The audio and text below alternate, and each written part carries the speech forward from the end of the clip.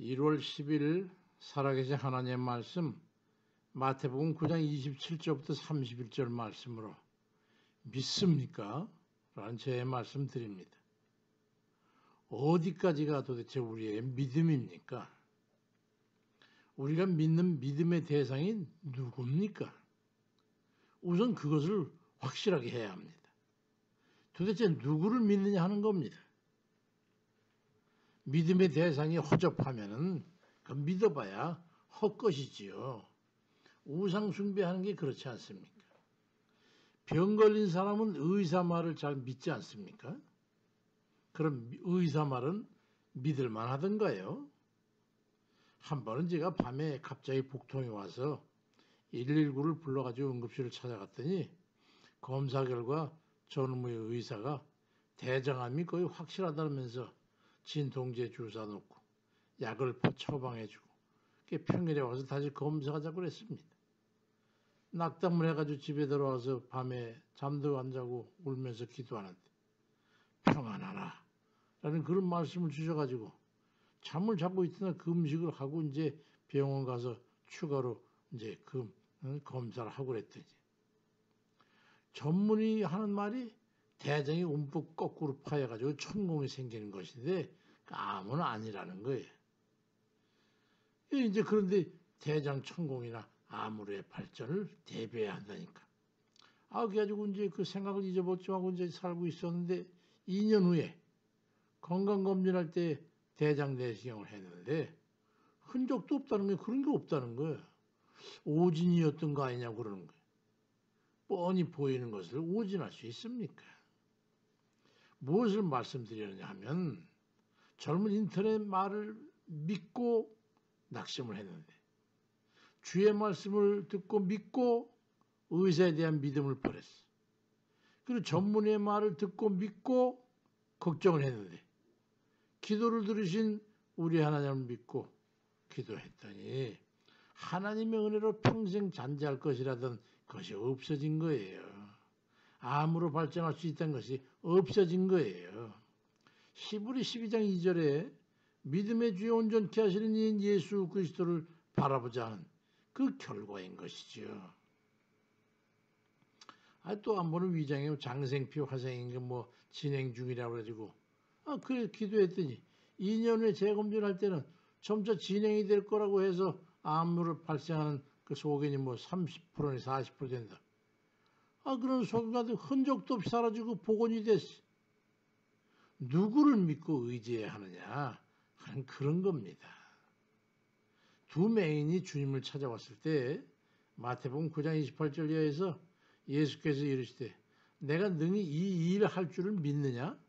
대답하되 주여 그러하오이다 하니 이에 예수께서 그들에게 이르시되 너희 믿음대로 되라 하시니 그 눈들이 밝아졌다고 하는 그런 말씀합니다. 믿는 만큼 믿는 바대로 그들의 눈을 뜨게 되었던 거예요. 근데 한 번은 귀신 들린 딸을 둔 가나안 여인이 주님 앞에 왔을 때 마태복음 15장 28절에 보니까 예수께서 여자여 내 믿음이 크도다 내 소원대로 되리라 하시니 그때부터 그의 딸이 나으니라 하는 말씀과 믿음이 크도다 이런 말씀하셔가지고 믿음에는 큰 믿음도 있고 작은 믿음도 있다는 뜻으로 말씀하셨어요. 참 우리는 참 믿음이 크질 못해서 참 탈이지요. 그러니까 믿는 만큼 믿음대로 되어지는 것이죠. 그래서 사도 바울은 로마서 12장 3절에서 내게 주신 은혜로 말미암아 너희 각 사람에게 말하노니 마땅히 생각할 그 이상의 생각을 품지 말고 오직 하나님께서 각 사람에게 나눠주신 믿음의 분량대로 지혜롭게 생각하라고 말씀합니다. 우리는 모두 자신의 믿음의 분량대로 주님 앞에 사는 거니까 기도의 분량도 쌓아서 키우고 감사의 분량도 쌓아서 키우고 주 뜻대로 사랑하는 행함도 점점 키우고 그래서 믿음이 큰 사람은 큰 대로 작으면 작은 대로 그렇게 살아가는 것이지요. 시편 81편 10절 이하에 나는 너를 애굽 땅에서 인도해낸 여호와 네 하나님이니 네 입을 크게 열어라 내가 채우리라 하였으나 내 백성이 내 소리를 듣지 아니하고 이스라엘이 나를 원하지 아니하였도다라고 말씀합니다. 그러니까 우리의 믿음의 현주소는 어디까지입니까? 큰 믿음을 가지고 크게 구하라는데도 세상 사람 말이나 듣고 믿고 주의 말씀을 듣고 믿지 못하니 어쩌자는 겁니까? 믿음을 방해하는 것들이 있잖아요. 자신의 믿음을 스스로가 믿지 못하는 것, 이게 참 큰 문제죠. 의사말은 믿음에서 말이죠. 히브리 11장 6절에 믿음 없이는 하나님을 기쁘시게 하지 못하니 하나님께 나아가자는 반드시 그가 계신 것과 또한 그가 자기를 찾는 자들에게 상 주시는 이심을 믿어야 할지니라 이 말씀합니다. 믿음의 실체는 그거예요. 하나님을 완전히 신뢰하고 의지하는 게 이게 믿음이거든요. 근데 우리는 그렇지 못한 거예요. 믿음을 달라고 기도하시기 바랍니다. 열일 젖혀놓고 말이죠. 주님, 하나님 믿음을 주세요. 그러면 주께서 들으시고 믿음을 주시더라고요. 귀신병 걸린 아들을 둔 아버지가 주님 앞에 왔을 때 마가복음 9장 23절에 보니까 예수께서 이르시되 할 수 있거든요. 무슨 말이야 도대체. 믿는 자에게 능치하지 못할 일이 없느니라. 그 소리 듣고 아이 아버지가 소리를 질러 이르되 내가 믿나이다. 나의 믿음 없는 것을 도와주소서라고 소리쳤잖아요.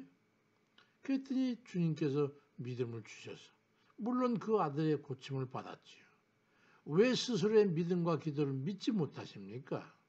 내가 믿나이다. 나의 믿음 없는 것을 도와주옵소서. 그 아비의 외침을 몇 번이고 묵상해 보세요. 그게 무슨 의미가, 나는 왜 여기 안 되는가? 나는 뭐가 잘못된 거냐? 내가 믿나이다. 내 믿음 없음을 도와주셔서 그것도 못합니까? 다른 하나는요. 평소에 받을 만한 그릇이 준비되어 있지 않다는 거예요. 반드시 진실한 회개와 감사가 있는, 그래서 주께서 받으실 만한 마음을 품고 살아내는 그런 삶을 살고 있어야 된다는 거예요. 그것이 적절한 그릇이 되는 것임을 절대로 잊지 말아야 됩니다. 삶이 개차반이 돼서는 안 된다는 거예요. 이사야 59장 2절에 오직 너희 죄악이 너희와 너희 하나님 사이를 갈라놓았고 너희 죄가 그의 얼굴을 가리어서 너에게 듣지 아니하게 됐다고 하는 말씀 있잖아요. 또 빌립보 4장 6절에 아무것도 염려하지 말고 모든 기도에 간구에 너희 구할 것을 감사함으로 하나님 앞에 아뢰라고 말씀하고 있잖아요. 반드시 회개를 전제로 하는, 그래서 죄에 가로진 그 벽을 없애버리고 그리고 정결하고 의로운 심령의 상태와 그리고 감사를 전제로 하는 심령으로 기도가 있을 때 되는 거예요. 해보세요. 되는 겁니다. 그 반드시 되는 것임을 기억하십시오. 그리고 절대적으로 요구되는 게 뭐냐? 기도입니다.